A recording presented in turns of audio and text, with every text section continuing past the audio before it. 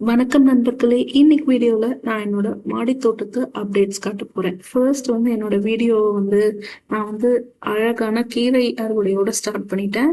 இது புதுசா நான் விதையிட்ட கீரை, சிறுகீரை, அப்புறம் பருப்பு கீரை அண்ட் கொஞ்சமா சிலோன் பசலை இருக்கு.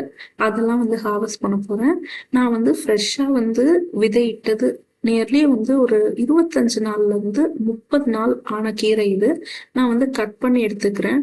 வெயில் சுரீல்னு காயுது. ஆனாலும் கீரை ஃப்ரெஷ்ஷா வளர்ந்துருக்கு. நார்மலி நல்லா வெயில் இருக்கும்போது கவர் பண்ணி வச்சா நல்லா ஃப்ரெஷ்ஷா இருக்கும்.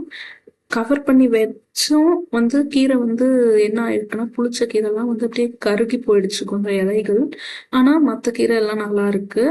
அண்ட் என்னுடைய சிலோன் பசலையும் கூட இந்த வாட்டர் லில்லி ஸ்பினாச் இது.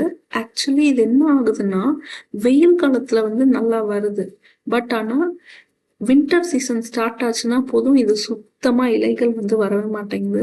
ஆனா வெயில் காலத்துல பரவாயில்ல. ஒரு 15-20 நாள்லயே மறுபடியும் துளுத்து கொஞ்சம் வர ஆரம்பிச்சிடுச்சு. மொத்தமா கீரைகள் பருப்பு கீரை, அப்புறம் சிலோன் பசலை, கொஞ்சமா சிறுகீரைலாம் அறுவடை பண்ணிட்டேன்.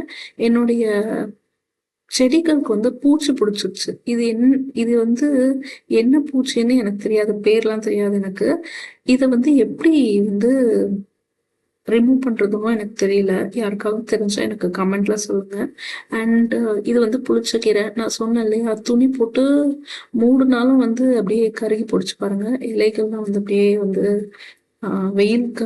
வெயில் காரணமா அப்படியே ஃபுல்லா கருகிடுச்சு. ஆனாலும் இருக்கிற கீரையை அறுவடை பண்ணிக்கிறேன். இது இன்னையோட மாடத்தோட்டத்து அப்டேட் ஃப்ரெண்ட்ஸ். Bye friends.